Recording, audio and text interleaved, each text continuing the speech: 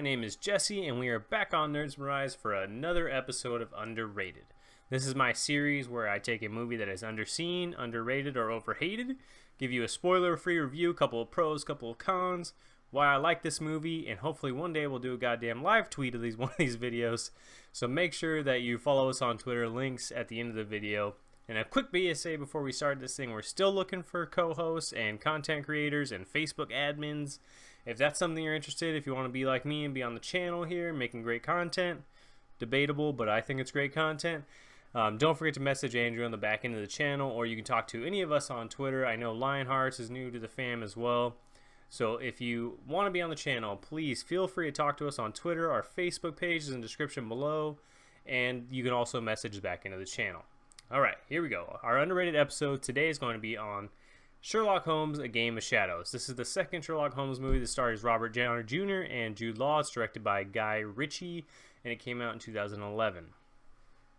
I could have done the first one, but I was thinking about how the first one is definitely the lesser of the two, and also it's not based on any real source material. It's not based on a Sherlock Holmes novel by Arthur Conan Doyle. It's actually based on a script that somebody else wrote a few years back. It's basically fanfic, you know. It's taking the source material, changing it a little bit, and making your own separate story. But A Game of Shadows is actually pretty close to Final Problem, which is one of the biggest Sherlock Holmes stories there ever was to come out. So that's why I want to do this one. I definitely think it's the better of the two films. I think it's underrated but more underseen than anything else. I think a lot of people got turned off by the first one because the first one was a little hard to grasp because there's so much like mystical stuff, even though it was all tricks towards the end. I think a lot of people got lost halfway through the first one and gave up on the second one. So, a couple of pros in Game of Shadows. I really like Robert Downey Jr.'s portrayal of Sherlock Holmes. I think he's a great Sherlock Holmes. I know I've heard gripes about his British accent, but you know, it all sounds the same to me. I'm not British, so I'm not going to pick up any details. It sounds good to me. I think Robert Downey Jr. is a great actor, a great method actor, so I think he fits that role really good because Sherlock Holmes is quite eccentric and definitely out of the ordinary, and I think he displays that well in this film, without a doubt. Second pro, Jude Law. I think the characters in this film are really, really good. So Jude Law's Watson, I think, is a great straight man to the eccentric Holmes who is Robert Downey Jr., right?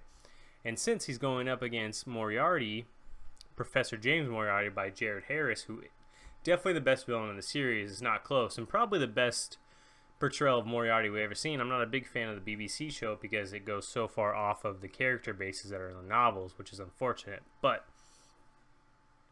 definitely a great portrayal of Moriarty. So I think the characters and how well they're fleshed out in this film, considering that Moriarty's only in this film, even though there's glimpses of him in the first film, Sherlock Holmes, I don't know what the first one's called, but the first Sherlock Holmes film, he's in it, but he's in the shadows, and he's just kind of behind things. You don't know it's actually Moriarty until the second film.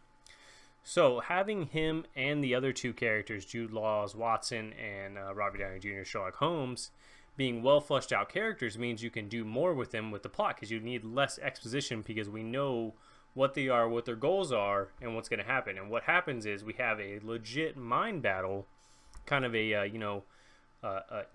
battle of wits between Sherlock Holmes and Moriarty, and that's why the whole chess game scene at the end of the film, spoiler free here, is basically the whole movie. That's what the movie is about. It's not about it's not about committing the crime and getting away scot-free. He wants Holmes to know he did it and know that he can't do anything about it, and that's Moriarty's goal in this film. His goal is to complete the crimes, get the things that he wants, but make sure that Holmes knows he's doing it and that there's nothing he can do about it. And that's the goal of Moriarty. And I think some people miss that in this film and don't quite understand what his goals are. So I think that's important going in to know that. Another pro. The overall story, even though there's lots of things happening in the film, I feel like it's very well paced, and it also has plenty of room to breathe on the Sherlock Holmes and Moriarty story, because Moriarty's not in the middle of the film, really. He's in the beginning of the film, he's in the end of the film. In the middle, we're chasing him down. You know, we see him here and there. We see him in the opera house. We talk about him all the time, but really, we're kind of going from here to here to here, chasing him, and it's a great kind of fun chasing him down. Where's he at? Can we get him? Can we not get him? So it's a really fun kind of chase aspect. You know, we're obviously pulling for Holmes here, and to see him get kind of bested at a couple of turns, you know, it's kind of unprecedented, right? Sherlock Holmes can solve any crime without a doubt in my mind, right? So having a mental equal really helps, and I think that's where Watson comes in. And having such a good straight man like Jude Law playing Watson, you can lean on him here. So basically, the only reason that Holmes wins is because Moriarty doesn't have a Watson, right? So we get to have some good Watson shine moments in this film, which is really nice because I think Jude Law is a great Watson. I'd love to see a third film. I know they've talked about doing another Sherlock Holmes with RDJ and Jude Law, but RDJ is so busy with all the Marvel stuff, so maybe one day. Okay, a couple of cons here. The first con, and really my only con for this movie, is the Sherlock Holmes and Jude Law dealing with their bromance. Sorry, I couldn't find the word there. Dealing with their bromance and not having Sherlock Holmes being so selfish that he's not willing to let him go home with Mary. That's always been a weak spot for me. That's a book problem though, because that's in the books, so I can't blame them too much for going down there. But I wish we spent a little less time going on the Jude Law's not going to be a part of this, Watson's not going to be a part of this case, when obviously he's going to be a part of this case. So a couple more pros here. That's the only con of this video. Sorry guys. A couple more pros. I love the action scenes. I love that slow-mo camera shit that they kind of pioneered to the front of cinema, right? I love that slow-mo stuff. I'm surprised more people don't use it. I think it's a great way to show Holmes's mind, because when things are going so fast, it's hard to say this is happening, this is happening, this is happening. When you can do the slow-mo and it's really stylish and really Guy Ritchie, and then you can break down what Sherlock's doing, and RDJ is kind of ASMRing in your ear, telling you what's going on. That's awesome stuff, man. I really liked it from the first one. I'm glad they kept it in the second one, because I know a lot of people were complaining about the only time that you get to see Holmes' wit in the first film is when they have those slow motion moments.